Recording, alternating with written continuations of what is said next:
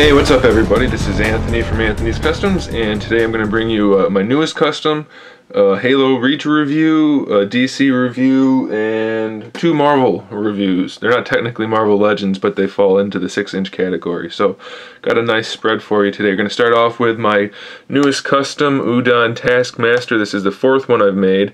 This one is based on the 3rd version. The customer wanted it to be as close to the 3rd version as possible, so I did that, and then he also got a little bit of an upgrade as well, so I'll get into that in just a minute. He stands 6.5 inches tall. He uses the Shield Agent / Face-Off Punisher body, so he's standard Marvel Legends size.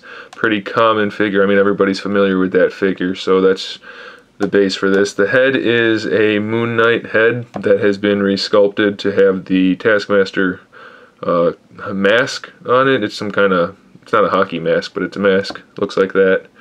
Put the ears on there. I had to sculpt some ears, so we got those. And his eyes are in there. Hopefully you can see that, the yellow and red eyes. One of the newest things for this guy is, or not the newest, but one of the new things is his custom eyepiece, which is, I suppose it's in the comics. I've never actually read the comics, but my customer wanted it, so he asked me if I could make him a removable optical implant type thing. So I made that, which looks like that. It does, just it snaps in, won't fall off, so you don't have to worry about losing that or anything, but it snaps in.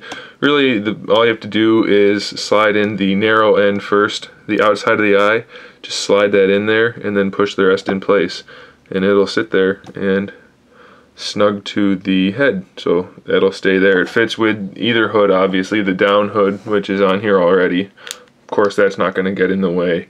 Or you can put it inside the up hood and then put that on the body, and it fits just the same. I'll show you that in just, well, I'll show you that now, why not? So as you probably have guessed, the head is magnetized, and I used the screw in the neck peg trick.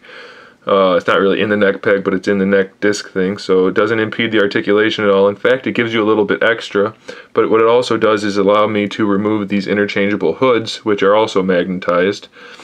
They're not actually magnetized, I added magnets to them. You can see that. Of course it looks a little sloppy in there, but you can't see that on the figure, so it doesn't matter.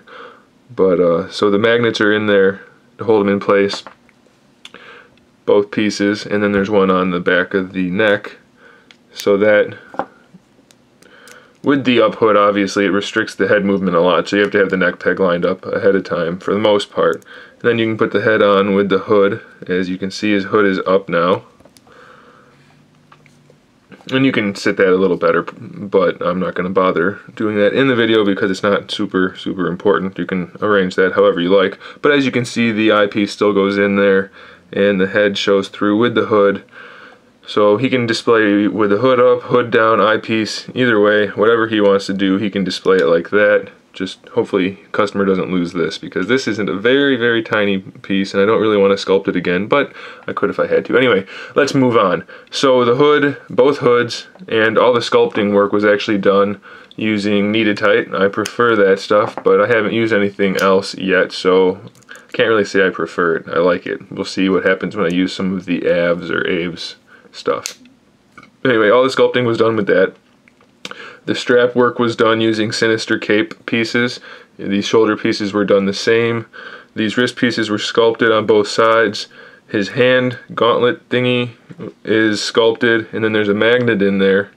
That is so you can put this piece on when he's not using his wrist thing, or you can put on his translucent energy shield, which has a magnet in it. It's in there. So you can use that as well. Whoa, let's try not to break the figure. But hey, they're durable. Anyway, so the magnet's in there in his wrist. So he's got the interchangeable parts there. Just a little, whatever that energy thing is. Like I said, I don't know the comics, but he's got that to cover when he's not using it. And he's got these shoulder holsters, which I made out of neoprene sheeting. Those hold his dual pistols. He's got 2 of Focus on that. What else? The back piece, of course, it's still Sinister Cape straps. The sword holder thingy, which isn't a full sheath, If you don't know why I don't do a full sheath, go back to some of my Deadpool reviews and I'll explain it in there. Or I have explained it in there. Anyway, the sword is from the standard Marvel Legends katana. I trimmed the handle, the hilt, the Suba, I believe it's called. But this part is from a Face-Off Punisher ankle sheath for the knife. I cut that down and used that. It holds them really nicely and I like that. I did do the piping on the shirt, the seams at the sleeves and down the center there. Same way I do my Deadpools with the wire insulation. These pieces on here are just random pieces of fodder for his hip guards. I sculpted all of the leg armor from scratch. The straps are neoprene sheeting, just like the shoulder holsters up there. What else is there? The shoes are all sculpted. All of the footwork is sculpted. And I think that kind of covers the basic parts of the figure. This is using kneaded tight also. He comes with the sword, the 2 pistols, and the shield as I already showed you, the interchangeable hoods, the eyepiece. He has 2 submachine guns and 1 heavy rifle and 1 slightly less heavy but still potent rifle, and he gets a Marvel Legends flight stand. I left the hole in his back, that way you can give him some kind of dynamic poses. If you look at my website, you can see some pictures of him posed all different ways to show off the figure. These aren't the best flight stands, to be honest. I don't care for them, but there's really not too much else out there unless you're going to make your own. So that'll do. So there he is. There's my Udon Taskmaster V3.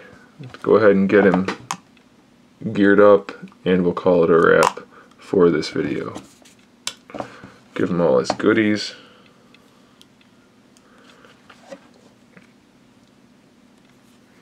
It's almost like a play set. He has so much stuff to play with.